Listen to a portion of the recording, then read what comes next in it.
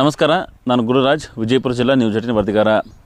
ರಾಜ್ಯದಲ್ಲಿ ಮೈಸೂರು ಭಾಗದಲ್ಲಿ ಇತ್ತೀಚೆಗಷ್ಟೇ ಮಲೆ ಮಹದೇಶ್ವರ ಬೆಟ್ಟದಲ್ಲಿ ಸಚಿವ ಸಂಪುಟ ಸಭೆ ನಡೆದ ಬಳಿಕ ಉತ್ತರ ಕರ್ನಾಟಕ ಭಾಗದಲ್ಲೂ ಸಹಿತ ಅದರ ಪ್ರಭಾವ ಇರುವಂಥದ್ದು ಮತ್ತು ಈ ಭಾಗದ ಜನರು ಸಹಿತ ಒಂದು ಬೇಡಿಕೆ ಇಡುವಂಥದ್ದು. ಯಾವ ರೀತಿ ಮಲೆ ಮಹದೇಶ್ವರ ಬೆಟ್ಟದಲ್ಲಿ ಸಚಿವ ಸಂಪುಟ ಸಭೆಯನ್ನು ಮಾಡಿ ಆ ಭಾಗದ ಅಭಿವೃದ್ಧಿಗೆ ಒತ್ತು ಕೊಟ್ಟರು, ಅದೇ ರೀತಿ ಉತ್ತರ ಕರ್ನಾಟಕದ ಭಾಗದಲ್ಲೂ ಸಹಿತ ಸಚಿವ ಸಂಪುಟ ಸಭೆಯನ್ನು ಮಾಡಬೇಕು ಅಂಥೇಳಿ ಈ ಭಾಗದ ಜನರ ಒಂದು ಬೇಡಿಕೆ ಆಗಿರುವಂಥದ್ದು.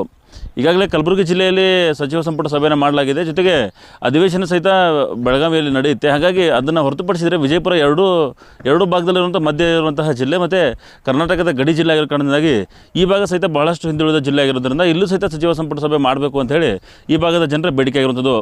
ಹಲವು ದಶಕಗಳ ಕಾಲ ಕೃಷ್ಣಾ ನದಿಯ ಸಂಬಂಧಪಟ್ಟಂಗೆ ಹಲವು ಇಲ್ಲಿ ವಿವಾದಗಳಿವೆ ಮತ್ತು ಸಮಸ್ಯೆಗಳಿವೆ. ಜೊತೆಗೆ ಈ ಭಾಗದ ರೈತರಿಗೆ ಕೃಷ್ಣಾ ನದಿ ಇದ್ದರೂ ಸಹಿತ ಸರಿಯಾದ ನೀರಿನ ಪ್ರಮಾಣ ಸಿಗ್ತಾ ಇಲ್ಲ. ಹಾಗಾಗಿ ಇದೆಲ್ಲವೂ ಸಮಸ್ಯೆಗಳಿಗೆ ಪರಿಹಾರವಾಗಿ ಒಂದು ಬಾರಿ ಸಚಿವ ಸಂಪುಟ ಸಭೆಯನ್ನು ಮಾಡಿದರೆ ನಮ್ಮಲ್ಲಿ ಇರುವ ಸಮಸ್ಯೆಗಳಿಗೆ ಪರಿಹಾರ ಹುಡುಕೋದಕ್ಕೆ ಒಂದು ಅವಕಾಶ ಆಗುತ್ತೆ ಅನ್ನೋದು ಈ ಭಾಗದ ಜನರ ಬೇಡಿಕೆ ಇರುತ್ತದೆ. ಇದಕ್ಕೆ ಸಂಬಂಧಪಟ್ಟಂಗೆ ಸಹಿತ ವಿಜಯಪುರ ಜಿಲ್ಲಾ ಉಸ್ತುವಾರಿ ಸಚಿವರಾಗಿರುವ ಎಂ ಬಿ ಪಾಟೀಲ್ ಅವರು ಸಹಿತ ಇತ್ತೀಚೆಗಷ್ಟೇ ಏನು ಮಲೆ ಮಹದೇಶ್ವರ ಬೆಟ್ಟದಲ್ಲಿ ಸಭೆ ನಡೆಯಿತು, ಆ ಸಭೆಯಲ್ಲಿ ಸಹಿತ ಸಿ ಎಂ ಅವರಿಗೆ ಭೇಟಿಯಾಗಿ ಪ್ರಸ್ತಾಪನೆಯನ್ನು ಸಲ್ಲಿಸಿದ್ದಾರೆ. ವಿಜಯಪುರದಲ್ಲಿ ಸಭೆಯನ್ನು ಮಾಡಬೇಕು ಅಂತೇಳಿ ವಿಜಯಪುರ ಸಭೆಯಲ್ಲಿ ಮಾಡಿದರೆ ಒಂದು ರೀತಿಯಿಂದ ಅನುಕೂಲ ಏನಾಗುತ್ತೆ ಅಂತಂದರೆ ಈ ಭಾಗದ ವಿಜಯಪುರ, ಬಾಗಲಕೋಟೆ, ಬೆಳಗಾವಿ ಸೇರಿದಂತೆ ಈ ಭಾಗದ ಜನರ ಅನುಕೂಲಕ್ಕೆ ಮತ್ತು ಈ ಭಾಗದ ಜನರಿಗೆ ಏನು ಯೋಜನೆಗಳು ಬೇಕು ಅವುಗಳನ್ನು ಜಾರಿಗೆ ತರೋಕ್ಕೆ ಬಹಳಷ್ಟು ಅನುಕೂಲ ಆಗುತ್ತೆ. ಮತ್ತು ಇಲ್ಲಿನ ಸ್ಥಳೀಯ ಅಧಿಕಾರಿಗಳು ಅದರಲ್ಲಿ ಭಾಗವಹಿಸಿರೋದ್ರಿಂದಾಗಿ ಇಲ್ಲಿ ಸ್ಥಳೀಯ ಸಮಸ್ಯೆಗಳನ್ನು ಸರ್ಕಾರದ ಮಟ್ಟಕ್ಕೆ ಸೆಳೆಯೋದಕ್ಕೆ ಮತ್ತು ಅದಕ್ಕೆ ಪರಿಹಾರ ಹುಡುಕೋದಕ್ಕೆ ಒಂದು ಅವಕಾಶ ಸಿಗುವಂಥದ್ದು.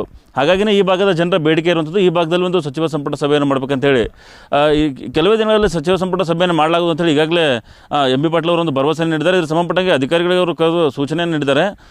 ಯಾವ ರೀತಿ ಸಭೆಯನ್ನು ಮಾಡಬೇಕು ಮತ್ತು ಜಿಲ್ಲೆಗೆ ಏನೇನು ಅವಶ್ಯಕತೆ ಇದೆ ಅನ್ನೋದ್ರ ಬಗ್ಗೆ ಮಾಹಿತಿಯನ್ನು ಕಲೆ ಹಾಕಿದ್ದಾರೆ. ಜೊತೆಗೆ ಹಿರಿಯ ಅಧಿಕಾರಿಗಳನ್ನು ತಮ್ಮ ಮನೆಗೆ ಕರೆದುಕೊಂಡು ಸಂಪುಟ ಸಭೆ ಮಾಡೋದಾದರೆ ಅದಕ್ಕೆ ಡ್ರಾಫ್ಟನ್ನು ರೆಡಿ ಮಾಡಬೇಕಾಗುತ್ತೆ ಮತ್ತು ಸರ್ಕಾರಕ್ಕೆ ಪ್ರಸ್ತಾವನೆಗಳನ್ನು ಯಾವ ರೀತಿ ಸಲ್ಲಿಸಬೇಕಾಗುತ್ತೆ ಮತ್ತು ಸರ್ಕಾರದ ಗಮನಕ್ಕೆ ಯಾವ್ಯಾವ ವಿಚಾರಗಳನ್ನು ತರಬೇಕು ಅನ್ನೋದ್ರ ಸಹಿತ ಅಧಿಕಾರಿಗಳಿಂದ ಮಾಹಿತಿಯನ್ನು ಕಲೆ ಹಾಕಿದ್ದಾರೆ. ಮತ್ತು ಸಂಪುಟದಲ್ಲಿ ಏನೇನು ವಿಷಯ ಪ್ರಸ್ತಾಪ ಮಾಡಬೇಕು ಅನ್ನೋದು ಸಹಿತ ಅವರು ಅಧಿಕಾರಿಗಳಿಂದ ಮಾಹಿತಿಯನ್ನು ಕಲೆ ಹಾಕಿ ಅದನ್ನು ರಾಜ್ಯ ಸರ್ಕಾರಕ್ಕೆ ಮುಟ್ಟಿಸೋ ವ್ಯವಸ್ಥೆಯನ್ನು ಮಾಡ್ತಾ ಇದ್ದಾರೆ. ಆದಷ್ಟು ಬೇಗ ವಿಜಯಪುರ ಜಿಲ್ಲೆಯಲ್ಲಿ ಸಚಿವ ಸಂಪುಟ ಸಭೆ ಆಗಿದೆ. ಅದರಲ್ಲಿ ಇಲ್ಲಿನ ಪ್ರಮುಖ ಸಮಸ್ಯೆಗಳು ಕೃಷ್ಣಾ ನದಿ ಸಮಸ್ಯೆ ಆಗಿರ್ಬೋದು ಮತ್ತು ನೀರಾವರಿ ಯೋಜನೆಗೆ ಹಣ ಮೀಸಲಾಗಿಡುವಂಥದ್ದು, ಆಲ್ಮಟ್ಟಿ ಎತ್ತರ, ಜೊತೆಗೆ ವಿಮಾನ ನಿಲ್ದಾಣ ಸೇರಿದಂತೆ ಈ ಭಾಗದ ಬಹುತೇಕ ಏನು ಪ್ರಮುಖ ಸಮಸ್ಯೆಗಳಿವೆ ಅವುಗಳನ್ನು ಪರಿಹಾರ ಮಾಡೋದಕ್ಕೆ ಒಂದು ರೀತಿ ಅನುಕೂಲ ಆಗುತ್ತೆ ಅಂತ ಹೇಳಿ ಎಲ್ಲ ಸಚಿವರು ಇಲ್ಲೇ ಬರೋದ್ರಿಂದಾಗಿ ಆಯಾ ಇಲಾಖೆಗೆ ಸಂಬಂಧಪಟ್ಟ ಸಚಿವರು ಯಾವ ರೀತಿ ಕಾರ್ಯಗಳು ಏನಾದರೂ ಪೆಂಡಿಂಗ್ ಇದ್ದರೆ ಅದನ್ನು ಮಾಡಿಕೊಡೋದಕ್ಕೆ ಅನುಕೂಲ ಆಗುತ್ತೆ. ಹಾಗಾಗಿನೇ ಇಲ್ಲಿ ಸಚಿವ ಸಂಪುಟ ಸಭೆ ಮಾಡಿದರೆ ಬಹಳಷ್ಟು ಅನುಕೂಲ ಅಂತ ಹೇಳಿ.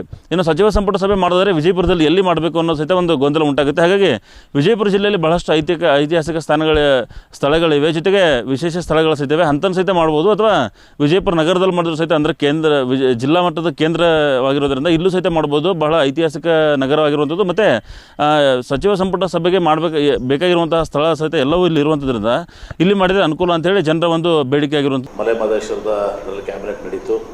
ಆ ಕ್ಯಾಬಿನೆಟ್ನಲ್ಲಿ ನಾನು ಮುಖ್ಯಮಂತ್ರಿಗಳಿಗೆ ವಿನಂತಿ ಮಾಡಿಕೊಂಡಿದ್ದೀನಿ, ಒಂದು ಕ್ಯಾಬಿನೆಟನ್ನು ಇವತ್ತು ವಿಜಯಪುರದಲ್ಲೇ ಮುಂಬೈ ಕರ್ನಾಟಕದ ಏನೋ ನಮ್ಮ ಕಿತ್ತೂರು ಕರ್ನಾಟಕ ಇದೆ, ಇದನ್ನು ಇವತ್ತು ವಿಜಯಪುರದಲ್ಲೇ ಮಾಡಬೇಕು ಅಂಥೇಳಿ ಕೇಳ್ಕೊಂಡಿದ್ದೀನಿ. ಮುಖ್ಯಮಂತ್ರಿಗಳು ಭಾಳ ಸಂತೋಷದಿಂದ ಒಪ್ಕೊಂಡಿದ್ದಾರೆ.